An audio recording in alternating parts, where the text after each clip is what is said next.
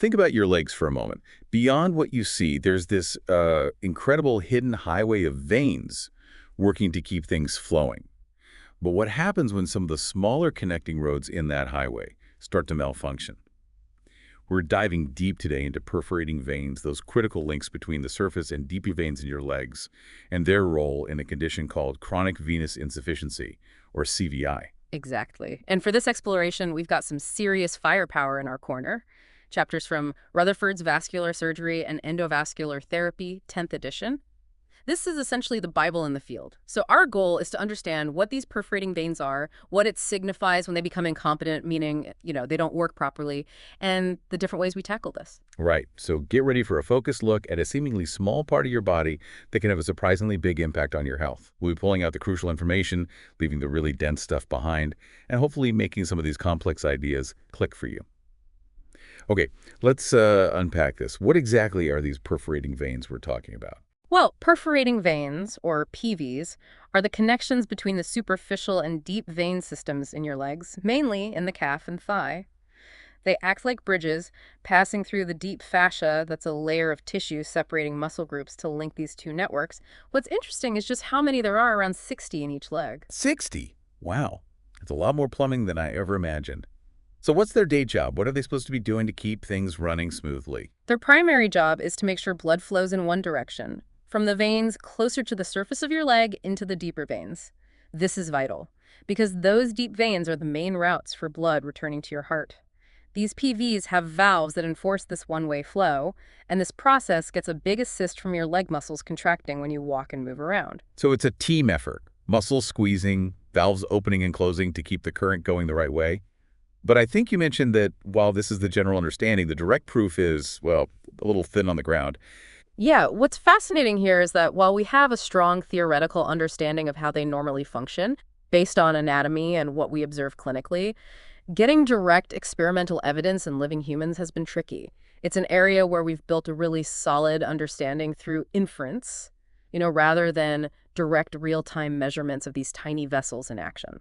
Interesting. So mostly these one-way valves doing their thing. Yeah. But are there any rebels in the system, any of these connecting veins that don't have valves? Yes, some studies have identified avalvular perforating veins, those without valves. However, these are quite rare, usually just 1 or 2 per leg. The vast majority do have valves, which really emphasizes how important that one-way flow is. Okay, so that's the what's of perforating veins. Now, let's look at the timeline. When did we actually start to figure out what these things were doing, especially when they stopped working correctly? Right. The story of how we came to understand incompetent perforating veins, or IPVs, is quite a journey. As you mentioned, Justus Christian von Loder first described them way back in 1794 through his anatomical drawings, but their clinical importance wasn't really appreciated for over a century. A whole century. That's a long time for something so potentially important to stay under the radar. Who were the key people who finally started putting the pieces together? Well, John Hahnemann's in 1917 was a real turning point. He was the first to strongly suggest that these faulty perforating veins played a significant role in the development of venous ulcers, those slow-healing sores on the legs. Following his work, Beecher and Warren developed the idea that high pressure from the deep veins could be transmitted back into the superficial veins through these malfunctioning perforators. Pressure being pushed back, that makes sense. Right. If the valves aren't sealing properly, the higher pressure in the deep system could certainly impact the surface veins. And who took that idea further? Cockett and Dodd really supported this concept and even proposed surgically interrupting these incompetent veins to alleviate the problem. Then, in 1938, Linton described an early surgical approach to address these IPVs, specifically in the lower calf. For many years, this Linton procedure was the standard way to treat venous ulcers believed to be linked to perforator issues. So it went from identifying the problem to a pretty significant surgical solution. Were there any moves towards less invasive ways to deal with this? Absolutely. De Palma and Edwards pioneered more minimally invasive techniques, and then came a major advancement with the introduction of endoscopy by Hauer. Glavitsky and Conrad really refined this into a reliable procedure called subfascial endoscopic perforator surgery, or SEPS. For a time, SEPS became a widely used technique, largely replacing the more extensive open surgeries. SEPS. Okay, that sounds like a much less drastic approach. But I think you mentioned another shift in recent times. Yes. The development of endovascular treatments for problems in the superficial veins, like thermal ablation, using heat to close them really changed things. These techniques are generally less invasive and carry a lower risk of wound complications compared to CPS. This led to a growing preference for ultrasound-guided percutaneous ablation of perforating veins, or PPS, using either sclerosing solutions injecting something to close the vein or thermal energy. It's been a constant evolution towards less invasive and hopefully more effective solutions. It sounds like a continuous effort to find the best balance. So when these perforating veins become incompetent, what exactly is happening inside the leg? What's gone wrong? Right. When perforating veins become incompetent, meaning those one-way valves no longer function correctly, the flow of blood is disrupted. Instead of just going from the superficial to the deep system, the blood flow becomes more influenced by the pressure differences between the two. Without those reliable valves, the normal squeezing action of the vein walls and surrounding muscles can't really do their job, especially if the veins have become enlarged and weakened. It's like a broken valve in a water system, allowing water to flow backward when it shouldn't. So it's like a broken valve in a plumbing system, allowing backflow. And how common is this issue of incompetent perforating veins? IPVs are quite common in people with primary chronic venous disease, affecting somewhere between, say, 40% and 60% of legs, and they're even more frequently seen in legs that have had a deep vein thrombosis, or DV2. However, it's important to understand that isolated incompetence of just a perforating vein is actually quite rare. Usually it occurs alongside problems in the superficial veins, the deep veins, or both. It's rarely a solo act. So it's usually part of a bigger picture of vein problems rather than an isolated issue. Is there a particular connection with problems in the main superficial veins, like the great saphenous vein? Absolutely, there's a strong link. When there's reflux that travels down the main trunk of the great saphenous vein, it seems to be a major contributing factor to a higher chance of developing IPVs. In fact, over 60% of legs with this type of superficial reflux also have incompetent perforating veins, compared to around 38% in those with only more localized superficial vein issues. The thinking is that this superficial reflux essentially overloads the perforating veins, causing them to stretch out and eventually their valves to fail. That makes sense, like a small connecting road trying to handle the traffic of a major highway. But if you treat the superficial reflux, say by closing off or removing the problematic saphenous vein, does that always solve the problem with the perforating veins? Not necessarily. While fixing the superficial reflux often leads to the perforators working better in many cases, the treatment itself, whether it's removing the vein or closing it off, can sometimes block the superficial veins that the PVs connect to. This creates more resistance for the blood trying to flow out of the perforating veins. So even if the PV valves were to regain some function, the blood might still struggle to get into those now blocked superficial veins. This could explain why we sometimes see seemingly isolated IPVs in limbs that have had previous superficial vein treatment, and these can still cause new symptoms or worsen the overall blood flow situation. That's a bit of a tricky situation. Fixing one thing doesn't always fix everything, and could even create a new set of circumstances. What about the relationship between these incompetent perforating veins and problems in the deep veins? Well, the presence of reflux in the deep veins adds another layer of complexity. An incompetent perforating vein can actually cause blood to flow backward in a nearby segment of a deep vein. This can sometimes be mistaken for true deep venous insufficiency, when it's really just blood flowing from a segment of deep vein, between normally functioning valves, through the faulty perforator and into a connected superficial vein. In these situations, treating the superficial problem with or without addressing the IPV can make this reversed flow in the deep vein segment disappear. However, if there's actual damage to the valves in the deep veins, that reflux will likely remain even after treating the superficial system. So accurate diagnosis is key to understanding where the primary issue lies. So it's crucial to pinpoint the main source of the problem. You also mentioned something quite surprising about how even incompetent perforating veins can sometimes still function somewhat normally. Yes, what's really interesting is that even when a perforating vein is incompetent, direct measurements have shown that it can still function somewhat like a healthy one. When someone is standing still, there might not be any blood flow through the IPV. And even during walking, the net flow is still generally from the superficial to the dump system, even though there might be some bidirectional flow happening during the muscle contractions. It's not a complete reversal of flow all the time. That's counterintuitive. You'd think a faulty valve would just allow constant backflow. Exactly. And here's another key finding that challenges some older ideas. Blocking an incompetent perforating vein doesn't actually change the pressure in the superficial veins. This is different from what happens when you block an incompetent great saphenous vein, which does help to normalize that high pressure that builds up when walking. These findings suggest that the long-held belief of high pressure from the deep veins directly transmitting into the superficial veins via IPVs during walking might not be the whole story. More recent research even indicates that pressure changes in the superficial and deep veins can happen independently during ambulation. It's a more nuanced picture than we initially thought. These are some really important details that really make you rethink some of the basic assumptions. So given all this complexity, what's the actual clinical significance of incompetent perforating veins? How do they really affect patients and their health? That's the critical question, isn't it? We know that IPVs are one piece of a larger puzzle that contributes to the progression of chronic venous insufficiency and can impact how a patient feels and their overall quality of life. Historically, there was a strong belief that IPVs were a major cause of symptoms like leg swelling and skin changes, which led to more aggressive treatment approaches. And there is evidence to suggest that IPVs on their own can indeed cause symptoms, affect blood flow dynamics in the leg, and contribute to how severe the venous disease becomes. Successfully treating what seems to be an isolated, incompetent perforating vein has even been linked to patients feeling better and improvements in how we classify the severity of their disease. So they're not always just innocent bystanders. So they're not always just along for the ride. What other roles might they play in venous disease? Besides contributing to the initial symptoms and the progression of the disease, IPVs can also be a source of varicose veins coming back after previous treatment. Studies consistently show a higher number of IPVs in legs where varicose veins have recurred.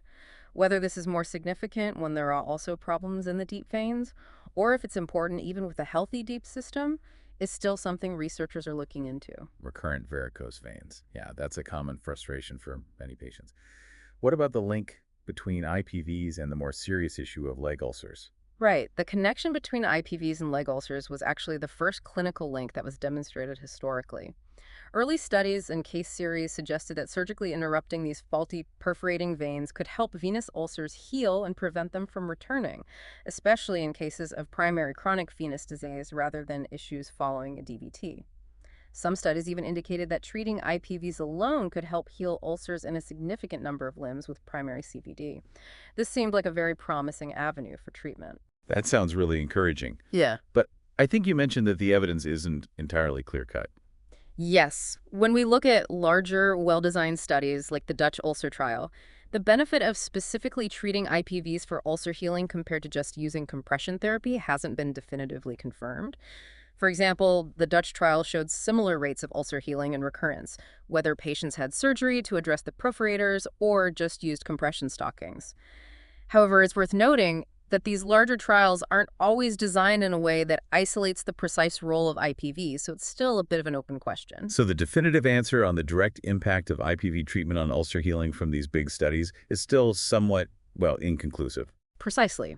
A comprehensive review of all the available research concluded that there isn't strong, high-level evidence to show that treating IPVs alone significantly improves ulcer healing or reduces recurrence. The only strong evidence they found was for treating the great saphenous vein alone to help prevent venous ulcers from coming back. This really highlights the need for more robust, carefully designed studies to truly understand the role of IPV treatment, especially in more advanced stages of CVI, which we categorize as C5 and C6 using the CEAP system. Given this uncertainty, why were IPVs historically a target for treatment? What were the main reasons behind it? Well, despite the lack of really strong evidence, the fact that many IPV interruption procedures were relatively low risk likely contributed to their use for several reasons. To try and improve the blood flow dynamics in the legs, to prevent the milder forms of CVD from progressing to more severe stages, to lessen symptoms and reduce how bad the disease was, to prevent varicose veins from coming back, to help leg ulcers heal, and to keep ulcers from recurring. Clearly defining exactly which of these goals we're aiming for in a patient or in a research study is really crucial for making progress in our understanding. You need to know what you're trying to achieve to know if your treatment is actually working. That makes perfect sense. So how do doctors actually go about diagnosing these incompetent perforating veins? What are they looking for? Initial steps might involve a physical exam feeling for any defects in that deep tissue layer, especially if there are varicose veins nearby. A handheld Doppler ultrasound can also be used to listen for abnormal blood flow sounds. However, these methods have their limitations in terms of how accurate they are. So the most reliable way to diagnose them is with more advanced imaging. Absolutely. Duplex ultrasound is the best tool we have for identifying IPVs and checking if they're working properly. It's recommended for all patients with chronic venous disease. Unlike older techniques like venography, which is invasive and not ideal for mapping out these smaller veins, duplex ultrasound allows us to actually see the veins, measure their size, and see the direction and duration of blood flow. It gives us a much more detailed picture. And the position the patient is in during this ultrasound scan is important, right? Yes, the position of the body significantly affects how these veins behave. It's generally recommended that the ultrasound be done while the patient is standing or sitting, although lying down at a 30-degree angle can also give similar results. It's really important to scan all areas of the leg carefully because IPVs can be located in various places, and some might connect to the main superficial veins in unexpected ways. A thorough scan is key. Assessing the blood flow seems like the most important part. How do you actually get that reverse flow to happen so you can tell if a perforator is incompetent? Getting a clear backward flow that lasts long enough to be significant in these short veins can be a bit tricky. Ideally, the superficial vein connected to the PV should have relatively little blood in it, while the adjacent deep vein should be full. This isn't always easy to achieve, especially when the patient is standing. To address this, we typically look at two main things on the ultrasound. First, how long the blood flows backward. We found that if it's longer than about a third of a second in these smaller veins, it's a sign of trouble. And second, how wide the vein is. A wider vein, even with a shorter backflow, often indicates it's not functioning correctly. So it's not just about the duration of the backflow, but also the size of the vein itself. Exactly.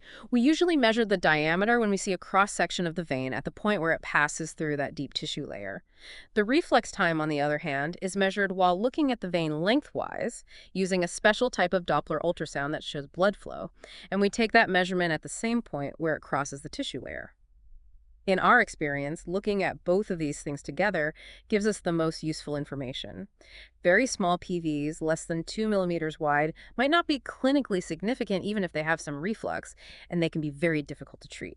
PVs larger than 4 millimeters are more likely to be problematic, even if the backward flow doesn't last as long as that traditional cutoff. For veins in that middle range, between 2 and 4 millimeter, we really need to consider both the flow duration and the diameter. It's about looking at the whole picture.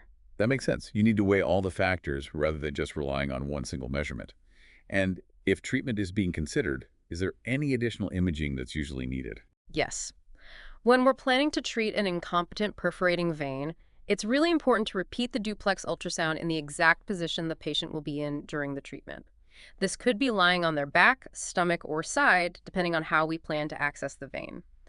The position of the body can shift the anatomical relationships between the deeper and more superficial parts of the IPV and the nearby superficial veins, and this will affect the best place to access the vein for treatment. It's like creating a precise map right before the procedure to make sure you hit the target accurately. So you're essentially creating a roadmap right before the procedure to make sure you're targeting the right spot. That sounds like a crucial step. Now let's talk about when it's actually necessary to treat these incompetent perforating veins. What are the situations where treatment is generally indicated? Defining clear reasons for treatment is essential for guiding how we care for patients and for conducting good research to understand treatment outcomes. While we still need more definitive studies, we generally consider treating IPVs in specific situations. For example, to help heal active venous leg ulcers, to prevent ulcers from coming back in people who have had them before, and possibly to prevent the disease from getting worse in people with advanced skin changes due to venous problems. However, it's really important to stress that just finding an incompetent perforating vein doesn't automatically mean it needs to be treated. So it has to be linked to an actual clinical problem or a clear risk of the condition worsening. Precisely.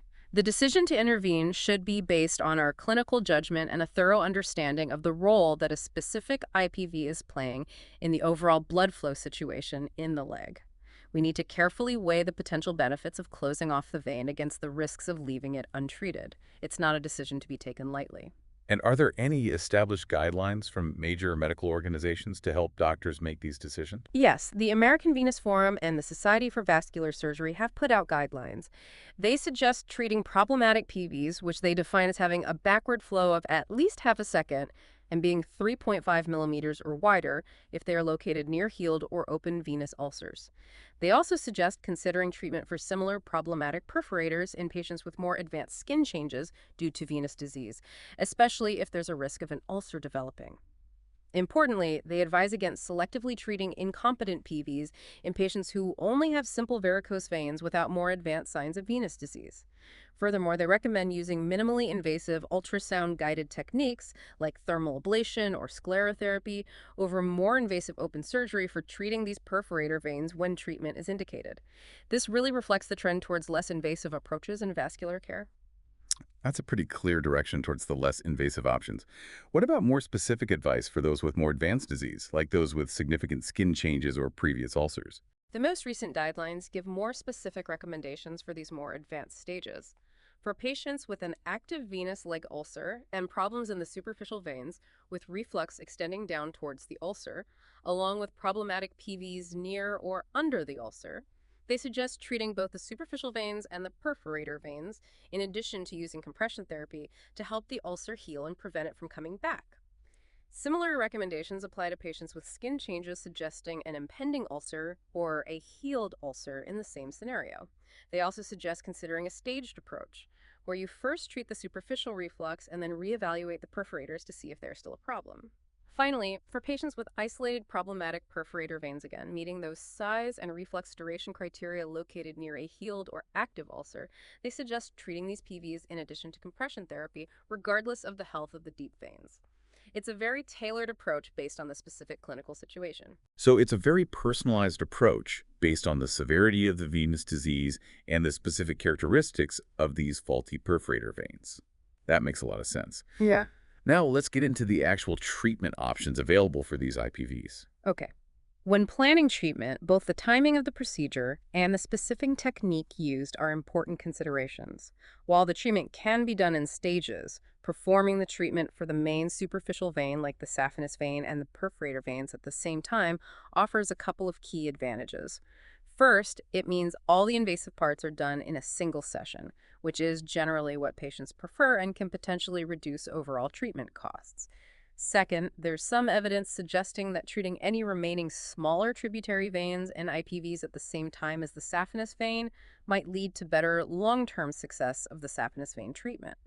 It's like taking care of all the related issues in one go. So it's potentially a more comprehensive approach in one go. But you also mentioned that treating the saphenous vein alone can sometimes have a positive effect on the perforators. Yes, eliminating reflux in the saphenous vein has a significant impact on the overall blood flow dynamics in the leg. Sometimes veins that weren't directly treated during surgery, like PVs and even some segments of the deep veins, can start to function better once the overall venous overload in the leg is reduced. Studies have shown that in a noticeable percentage of IPVs, the incompetence can resolve within a couple of years after the saphenous vein is treated. And even if some IPVs persist after the saphenous vein treatment, their impact on the patient's clinical condition might be questionable. For example, one study showed that the presence of IPVs after saphenous vein stripping didn't affect how quickly or how well venous ulcers healed. This suggests that in some cases, addressing the main superficial reflux might be enough. That's really interesting. It implies that tackling the main issue might sometimes lead to improvements in these smaller connecting veins as well. So when simultaneous treatment of IPVs is planned, how does the choice of saphenous vein treatment influence what's done with the perforators? Well, if you're using less invasive methods for the saphenous vein, like closing it off with heat from inside the vein, then doing a more invasive open surgical procedure on the perforators might increase the risk of problems immediately after surgery and could negate the benefits of the minimally invasive saphenous vein treatment. Even when treating ITVs on their own, choosing a minimally invasive option helps reduce discomfort after the procedure, allowing patients to walk sooner and have less impact on their daily lives. It's all about finding the least disruptive yet most effective approach.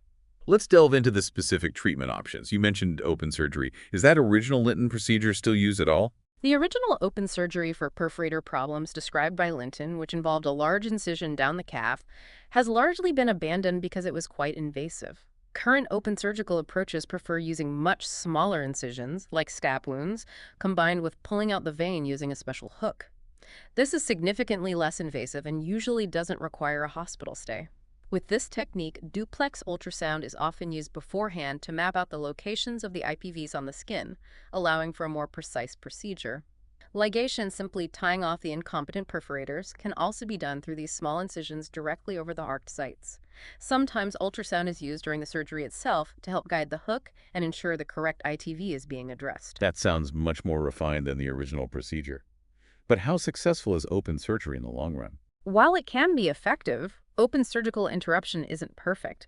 Studies have shown that in about 5% of cases, some problematic perforators can be missed during the procedure, and the rates of the problem coming back can be as high as 32% within 3 years, with half of those recurrences being incompetent perforators. So there's still a significant chance of the issue returning. So there's still a chance of the problem coming back.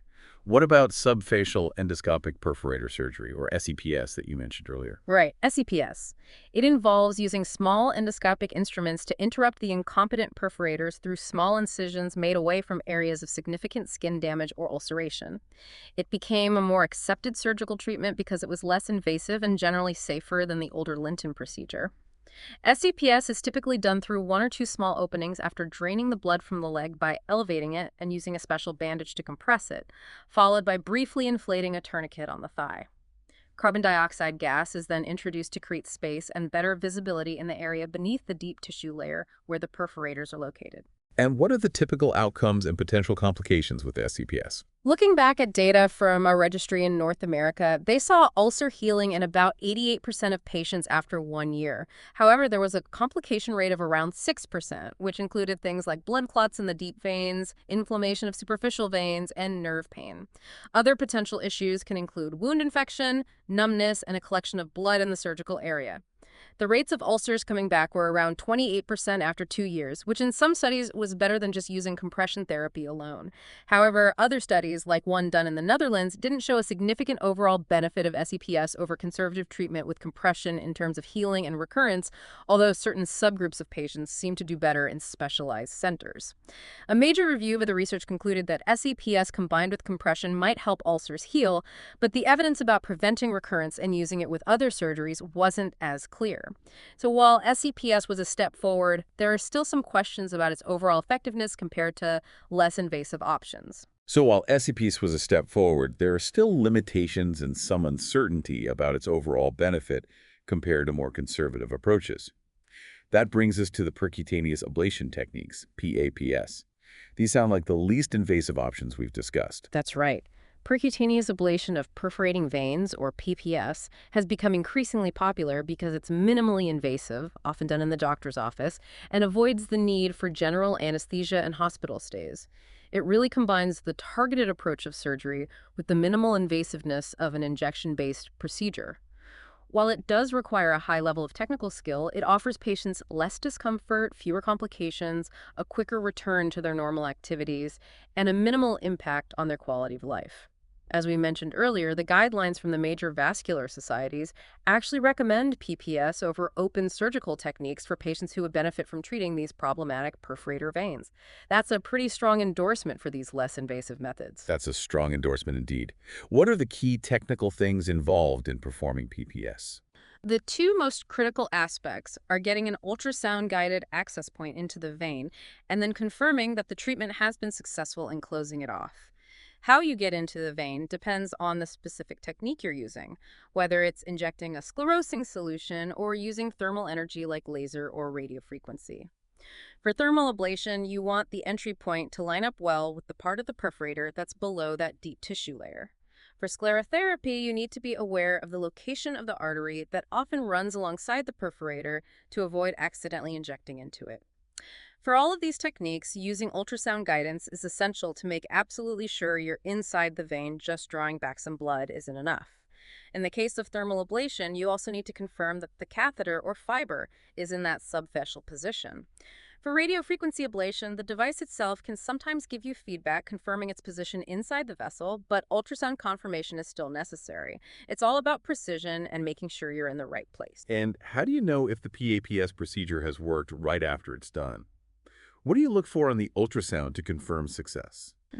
Immediately after the treatment, we use duplex ultrasound again to assess if it has been anatomically successful. We're looking for the absence of blood flow in the treated perforator, along with changes in the vein size and how it appears on the ultrasound screen, its echogenicity. Signs of successful closure include the vein wall appearing thicker and brighter, the inside of the vein also looking brighter, and no blood flow visible, either on its own or when we try to provoke flow. If we see no flow but the vein has gotten wider and looks darker on ultrasound, it might indicate a blood clot, which isn't ideal because it could potentially extend into the deep veins and there's a higher chance of the treated vein reopening.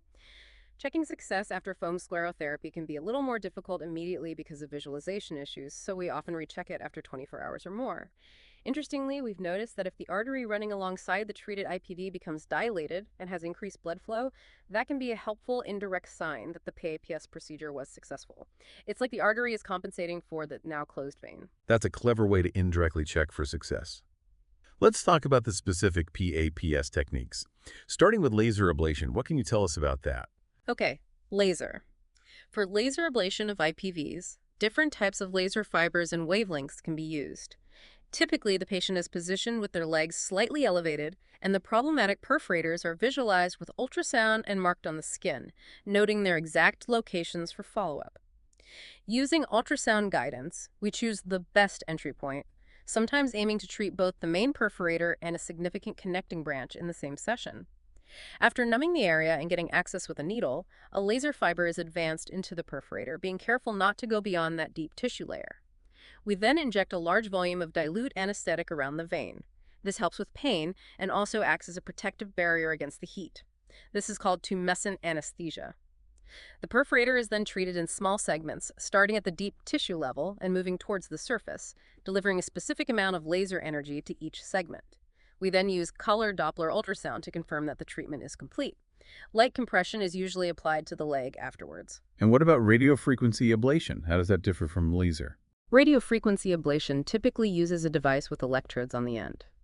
We gain access either directly with the device or by first placing a guide wire through a needle. Ideally, we apply some external pressure to the leg during the treatment. After confirming we're inside the vein with ultrasound, we inject that dilute anesthetic solution, the tumescent, around the vein. The target section of the vein is treated in that subfacial space, making sure it's at least half a centimeter away from the deep veins. The device monitors the electrical resistance in the vein and aims for a specific range at a controlled temperature and power level. The device is often rotated slightly to treat all sides of the vein wall for a set amount of time per segment. We might treat multiple segments within the same perforator to get the best possible closure. So laser uses heat delivered through a fiber, and radiofrequency uses thermal energy from electrodes. What about sclerotherapy, using injections? Sclerotherapy, right, where we inject a chemical solution to close the vein, is often used for IPVs that are between 4 and 7 millimeters in diameter at that deep tissue level. Smaller veins are less likely to be significantly incompetent, and larger ones might need larger volumes of the sclerosant, which could increase the risk of complications. Various sclerosing agents can be used either in liquid or foam form. The patient is usually lying on their back, and under ultrasound guidance, we puncture the IPV directly, or sometimes we target a nearby varicose vein that connects to the perforator. We draw back a little blood to confirm we're in the right place, and then we inject the sclerosant. Compression is applied afterwards. When using foam, we often apply pressure at the point where the IPV joins the deep vein to minimize any foam from entering the deep system. We use ultrasound to confirm there's no more flow in the treated perforator. We also try to identify and avoid injecting into the artery that often runs alongside. There are some specific situations where sclerotherapy isn't recommended, such as allergies to the agents, pregnancy or breastfeeding, conditions that increase the risk of blood clots, severe artery disease, and active inflammatory conditions. And you briefly mentioned some newer technologies that are emerging. Yes, some newer techniques like mechanochemical ablation or MOCA and cyanoacrylate embolization or CAPE are being explored.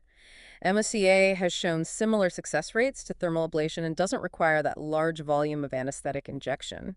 CPE, which involves injecting a medical adhesive, basically glue to close the vein, initially generated a lot of excitement, but more recent reports give a more realistic picture of its outcomes. Key to CAPE is using the right amount of adhesive and staying a safe distance from where the perforator joins the deep vein. Combining CAPE with sclerotherapy of nearby varicose veins has also shown some promising initial results. It's a constantly evolving field. It sounds like the field is always looking for new and better ways to treat these issues.